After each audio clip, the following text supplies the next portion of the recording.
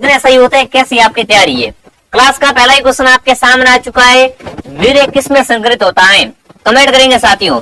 वीर्य होता है वो किस में संग्रहित होता है? तरल नाइट्रोजन में, जल में, फास्फोरस में या सोडियम में? तो सही उत्तर क्या रहेगा, फटाफट कमेंट कीजिए साथियों। वीर्य दोस्तों होता है वो क्या होता है? तरल नाइट्रोजन में संग्रहित होता है। जो भी ऑप्शन ए कमेंट कर रहा है, ऑप्शन नंबर ए आपका सही रहेगा। अगला सवाल आपके सामने पेश है। कृत्रिम गर्भाधान सबसे पहले भारत में किसने किया था? फटाफट कमेंट करेंगे साथियों। भारत में पूछा है सबसे पहले कृत्रिम गर्भाधान है वो किसने किया था? देखिए, मिजोरस ने, कुरियन ने, डॉक्टर संपत कुमार ने या जिनथाऊ ने?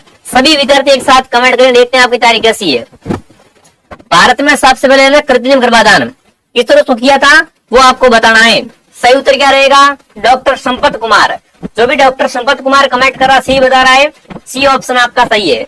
अगला सवाल आपके सामने है, केंद्रीय गो जाति प्रजनन फोरम कहाँ पर है? कमेंट करेंगे साथियों। केंद्रीय गो जाति प्रजनन फोरम है वो कहाँ पर है? हिसार में, करनाल में, गुंदूर में या सूरतगढ़ में? फटाफट सभी विद्यार्थी कमेंट करें साथियों। गाय प्रजनन केंद्र, तो सही उत्तर क्या रहेगा यहाँ पर? फटाफट कमेंट कीजिए दोस्तों। बिल्कुल ऑप्शन डी आपका सही है। जो भी ऑप्शन डी कमेंट करा सही रहेगा। अगला सवाल आपके सामने, बदिया नर भेड़ को क्या कहते हैं? बदिया नर भेड़ को क्या कहा जाता है दोस्तों? वेडर, कैपन, टीजर या स्टैग? सभी साथी कमेंट करेंगे। बदिया नर भेड़ को क्या कहते हैं? तो बिल्कुल उसे वेडर कहते हैं। क्या कहते हैं उसे दोस्तों? वेडर के नाम से जानते हैं। जो भी विद्यार्थी ऑप्शन ए कमेंट कर रहा है, ऑप्शन ए आपका सही है। अगला सवाल आपके सामने आ चुका है। जिसने भी वीडियो को लाइक नहीं किया है, वीडियो को लाइक सब्सक्राइब करें और क्लास को ध्यान से पूरा देखें। अगला सवाल है, बकरी के घर को क्या कहते हैं? बकरी का घर होता है जहाँ बकरी रहती है। जहाँ बकरी रहती है दोस्तों उसे क्या कहते हैं? काइड, पेन, ए और बी दोनों या इनमें से कोई नहीं? बकरी का घर क्या कहलाता बताओ भाई। बकरी के घर को दोस्तों क्या कहा जाता है? सही उत्तर क्या रहेगा? बिल्कुल फटाफट कमेंट कीजिए। बिल्कुल यहाँ पर बी ऑप्शन आपका सही है। बकरी का घर होता है उसे क्या कहते हैं? उसे पेन कहते हैं। जो भी ऑप्शन नंबर बी कमेंट कर रहा है, बी ऑप्शन आपका सही है। अगला सवाल आपके सामने है, भेड़ में प्रसव की क्रिया को कहते हैं। भेड़ में प्रसव की क्रिया क्या कहलाती है? काविंग, लैम्बिंग, होराइंग या किडिंग? भेड़ में प्रसव की क्रिया है। वेरी वेरी इंपोर्टेंट प्रश्न है, ठीक है ना? वेरी वेरी मोस्ट इंपोर्टेंट प्रश्न है। भेड़ में प्रसव की क्रिया क्या कहलाती है? बिल्कुल लैम्बिंग कहलाती है। जो भी लैम्बिंग कमेंट कर रहा बी बता रहा है, बी ऑप्शन आपका सही है। अगला सवाल आपके सामने पेश है, प्रजनन के उपयोग में आने वाले नर हस्सों को क्या कहते हैं? दोस्तों प्रजनन केंद्र में ना प्रजनन के उपयोग में आने वाले नर हस्सों को क्या कहा जाता है? देखिए, स्टेलियन, मेयर, फिल्ली या उपरोक्त में से कोई नहीं? प्रजनन में काम आने वाले नर हस्सों को क्या कहते हैं वो आपको बताना है। बहुत अच्छे से क्वेश्चन है और एग्जाम में सीधे आने वाले क्वेश्चन है। तो सही उत्तर रहेगा स्टेनियल, ठीक है ना? प्रजनन में काम आने वाले नर हस्सों को क्या कहते हैं? उसे बिल्कुल दोस्तों स्टेनियल कहते हैं। अगला सवाल आपके सामने पेश है, क्या पूछा है? बिनोल में टॉक्सिन होता है। बिनोल में कौन सा टॉक्सिन होता है दोस्तों ना? बिनोल में कौन सा टॉक्सिन होता है? देखिए, गोसिपोल, हाइड्रोक्सानिक अम्ल या दोस्तों लेथिरोजन या दोस्तों हेमोग्लोबिटिन? फटाफट कमेंट करेंगे साथियों। तो बिल्कुल बिनोल में कौन सा टॉक्सिन होता है? गैलिसपोल होता है। कौन सा होता है? गोसिपोल, सॉरी। जो भी गोसिपोल कमेंट कर रहा है ना, गोसिपोल ऑप्शन आपका सही है। बहुत ही प्यारा प्रश्न था। अगला सवाल आपके सामने पेश है दोस्तों, हरे चारे में होती है। हरे चारे में क्या होती है दोस्तों? चुपाइसा होती है, विचरकता होती है, स्वादिष्टता या सभी? हरा चारा क्या होता है दोस्तों? सुपचता भी इसमें होती है, विरेचकता भी होती है, स्वादिष्टता भी होती है। मतलब ऑप्शन डी आपका सही है। हरे चारे में ये तीनों है ना, ये तीनों बिल्कुल तत्व होते हैं। जो भी ऑप्शन डी कमेंट करा सभी बता रहे हैं ना, उपरोक्त सभी ऑप्शन आपका सही है। अगला सवाल आपके सामने, दूध देने वाले गाय को खनिज की आवश्यकता होती है। अब देखो, दूध कोई गाय दे रही है, कोई गाय क्या है दोस्तों? दूध दे रही है, तो उसको कौन से खनिज की आवश्यकता पड़ेगी? लौह तत्व, कॉपर तत्व, कैल्शियम या गंधक? फटाफट कमेंट करें साथियों। दूध देने वाले गाय में ना, दूध देने वाली गाय को किस खनिज की आवश्यकता होती है? कैल्शियम की। जो भी कैल्शियम कमेंट कर रहा है, कैल्शियम ऑप्शन आपका सही है, ठीक है ना? कैल्शियम ऑप्शन आपका सही रहेगा। अगला सवाल आपके सामने आ चुका है, क्या पूछा है? ओट में सर्रा बीमारी का वाहक है। ओट में क्या होती है? सर्रा बीमारी होती है। आपसे पूछे सर्रा बीमारी किसमें होती है दोस्तों? सर्रा बीमारी ऊंटों में होती है। किसमें होती है? ऊंटों में होती है साथियों, ठीक है ना? इसमें बीमारी का वाहक क्या है? मधुमक्खियां, चिचड़े, जू या दोस्तों टिड्डे। ऊंटों में सरल बीमारी किससे होती है? मधुमक्खियों से होती है। किससे होती है?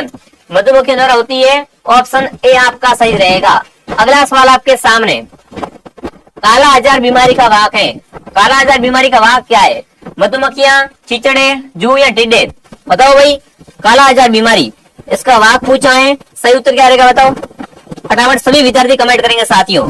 तो इसमें भी क्या रहेगी आपकी सही उत्तर? मधुमक्खियां। बिल्कुल, जो भी ऑप्शन ए कमेंट कर रहा है ऑप्शन ए आपका सही है। अगला सवाल आपके सामने, एफएमडी मुख्य होती है। एफएमडी रोग होता है दोस्तों, एफएमडी रोग है ना, ये मुख्य होता है गर्मियों में, सर्दियों में, वर्षा ऋतु में या कभी भी हो सकता है। एफएमडी दोस्तों है ना, एफएमडी रोग है वो सर्वाधिक कब होता है? सर्दियों में होता है। एफएमडी सर्वाधिक कब होती है दोस्तों? सर्दियों में होती है। जो भी ऑप्शन बी कमेंट कर रहा है बी ऑप्शन आपका सही है। अगला सवाल आपके सामने पेश है, रिकेट्स बीमारी किस विटामिन की कमी से होती है? कौन सी बीमारी है? रिकेट्स बीमारी है, ये कौन से विटामिन की कमी से होती है? विटामिन ए से रतौंधी होता है, सी से, विटामिन डी से या विटामिन बी से? ए से रतौंधी, ठीक है, बी से बेरी, सी से स्कारवी, है ना, बिल्कुल, और डी से रिकेट्स। तो फटाफट कमेंट करना है साथियों, फटाफट कमेंट करना है। बिल्कुल, विटामिन डी से क्या होती है? विटामिन डी की कमी से रिकेट्स होती है। विटामिन डी की कमी से रिकेट्स होती है। जो भी ऑप्शन नंबर क्या कर रहा है? सी कमेंट कर रहा है ना, बिल्कुल विटामिन डी ऑप्शन आपका सही है। अगला सवाल, निम्बार्क संप्रदाय का प्रमुख ग्रंथ है, इनमें से कमेंट करना है निम्बार्क संप्रदाय का प्रमुख ग्रंथ कौन सा है? राजस्थान जीके के इंपोर्टेंट क्वेश्चन है साथियों, राजस्थान जीके के मोस्ट इंपोर्टेंट क्वेश्चन है। फटाफट कमेंट कीजिए विद्यार्थियों। एक क्लास मॉर्निंग 8 बजे आती है, एक क्लास दोपहर 2 बजे और एक क्लास शाम को 8 बजे, तीनों क्लासों को ज्वाइन करना है। निम्बार्क संप्रदाय की प्रधान पीठ अगर आपसे पूछे तो इस्लामाबाद में है, और इसका ग्रंथ कौन सा है दोस्तों? फटाफट कमेंट करें दोस्तों। बिल्कुल, तो वो कौन सा रहेगा? यहाँ पर देखो ऑप्शन थोड़ा चेंज कर लो, ऑप्शन में थोड़ा सा क्या कर लो, त्रुटि हो गई है, बदलाव कर दो दोस्तों। यहाँ पर क्या करना है ऑप्शन में आपको? वेदांत परिजात भाव से। क्या करना दोस्तों आपको? वेदांत परिजात भाष्य। ये क्या है दोस्तों? निम्बार्क संप्रदाय ग्रंथ है। बिल्कुल, ऑप्शन नंबर यहाँ पर डी आपका सही है। अगला सवाल आपके सामने आ चुका है, क्या पूछा है दोस्तों आपसे? बालाचार्य मंदिर, जिसे बाल मुकुंद मंदिर भी कहते हैं, इसका संबंध किस महिला से है? बताओ भाई, बालाचार्य मंदिर इसे क्या कहते हैं? बाल मुकुंद मंदिर भी कहा जाता है। इसका संबंध किस महिला से है? मीराबाई से है, रानाबाई से, गौरीबाई से या करमेतीबाई से? फटाफट कमेंट करेंगे साथियों। बहुत ही प्यारा प्रश्न आपके सामने पूछा है। बाल मुकुंद मंदिर है ना, इसका संबंध किससे हो जाएगा? तो सही उत्तर क्या रहेगा आपका? यहाँ पर बताओ, फटाफट कमेंट कर दो साथियों। वेरी गुड, शानदार, सबका उत्तर यहाँ पर परफेक्ट आ रहा है ना। सही उत्तर क्या रहेगा आपका यहाँ पर दोस्तों? जो बालाचार्य का मंदिर है विद्यार्थियों, है ना, इसका संबंध दोस्तों किससे हो जाएगा? वो आपका हो जाएगा गौरीबाई से। किससे? गौरीबाई से।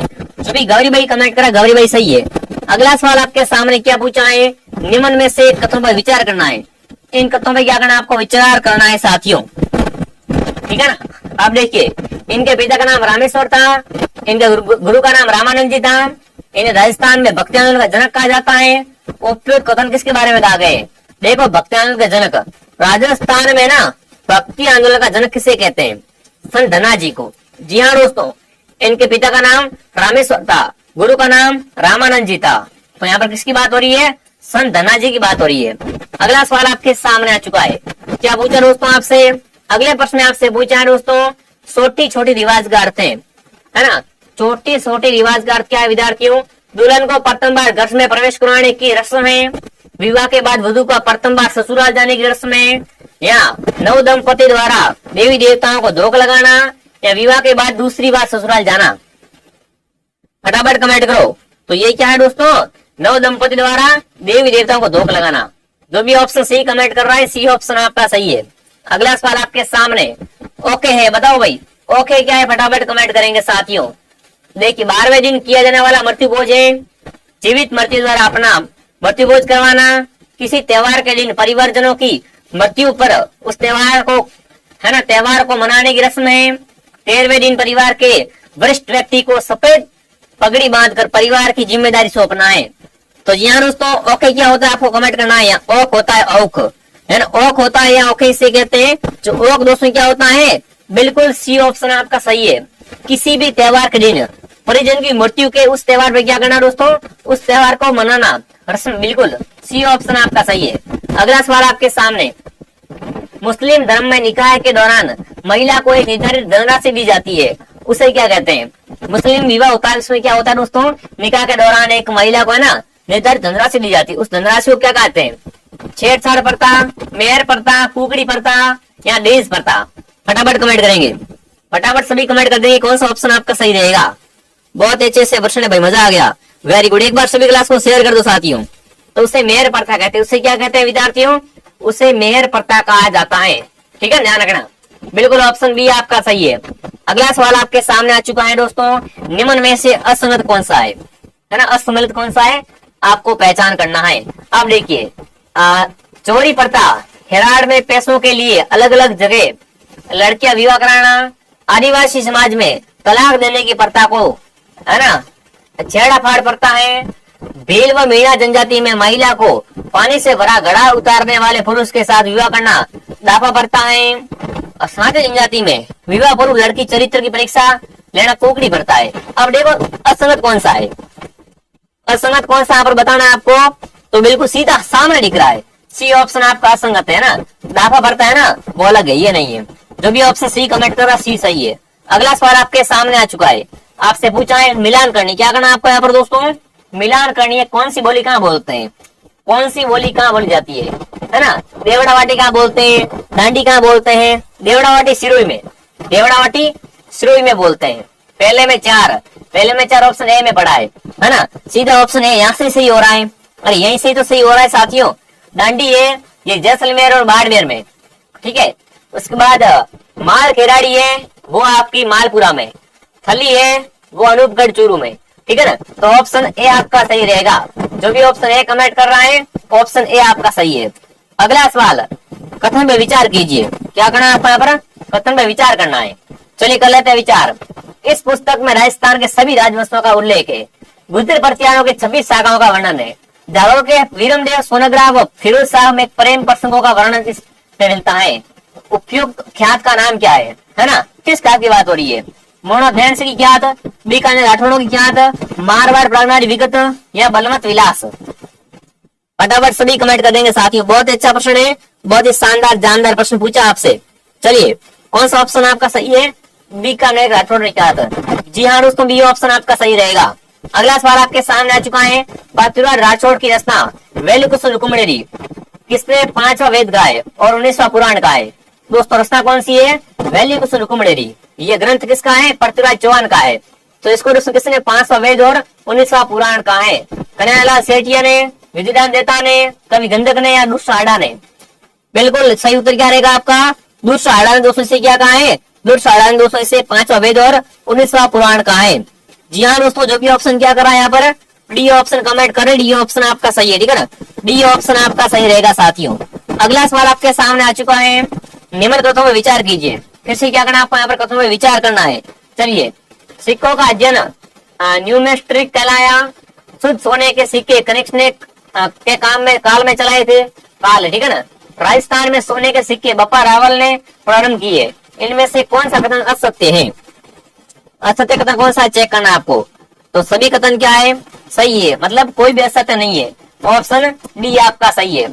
अगला सवाल आपके सामने आ चुका है, मदन शाही व जालिम शाही सिक्के किस राज्य में चलाए थे। मदन शाही और जालिम शाही, एक आपसे पूछते हैं झाड़ शाही, क्या पूछते हैं दोस्तों आपसे, झाड़ शाही सिक्का कहाँ चलता था, बहुत इंपॉर्टेंट है झाड़ शाही। तो झाड़ शाही आपका जयपुर में, झाड़ शाही सिक्का है ना वो जयपुर जैसलमेर में चलता था, ठीक है। और मदन शाही और जालिम शाही सिक्के हैं ये कहाँ चलते थे, बताओ फटाफट। ये सिक्के दोस्तों कहाँ चलते थे, तो बिल्कुल क्या रहेगा, झालावाड़ में। जालिम शाही मतलब झालावाड़ में। जो भी ऑप्शन बी कमेंट करा बी सही है। अगला सवाल आपके सामने पेश है, इनमें से कौन सा अर्थ लेते हैं, कौन सा कथन मिला नहीं कह रहा है। सलूमर का सिक्का, पद्म शाही, प्रतापगढ़ का सिक्का, सालिम शाही, कोटा का सिक्का, कटर शाही और शाहपुरा का माधव शाही। इनमें से कौन सा सही नहीं है, फटाफट कमेंट कीजिए विद्यार्थियों। बहुत ही शानदार, बहुत अच्छा प्रश्न है, वेरी गुड। तो कोटा का आपका ना, कोटा का कटार से सिक्का नहीं था, कोटा का बिल्कुल आपका यहाँ पर कटार से सिक्का नहीं था। जो भी ऑप्शन नंबर सी कमेंट कर रहा है दोस्तों, सी ऑप्शन क्या रहेगा आपका यहाँ पर सही रहेगा, ठीक है ना, सी ऑप्शन आपका सही रहेगा। देखो बहुत अच्छे अच्छे क्वेश्चन है। एक बार सभी विद्यार्थी क्लास को लाइक और शेयर करें, क्लास को लाइक और शेयर सभी कर रहे हैं साथियों, ठीक है ना। बिल्कुल क्लास को लाइक और शेयर करें साथियों, और सब्सक्राइब भी कर ले, ठीक है। अब आगे बढ़ते हैं, अगला सवाल आपसे क्या पूछा है। बिल्कुल दोस्तों, ये सारे क्वेश्चन क्या सभ्यताओं से वगैरह से लिए गए हैं, बहुत अच्छे अच्छे प्रश्न है। एक बार सभी क्लास को शेयर कर दो विद्यार्थियों। बिल्कुल बहुत जल्द एक पूरा क्या आएगी दोस्तों, एक बड़ी वीडियो आएगी, इसमें आपका पूरा मॉडल पेपर करवाया जाएगा, ठीक है ना। चलिए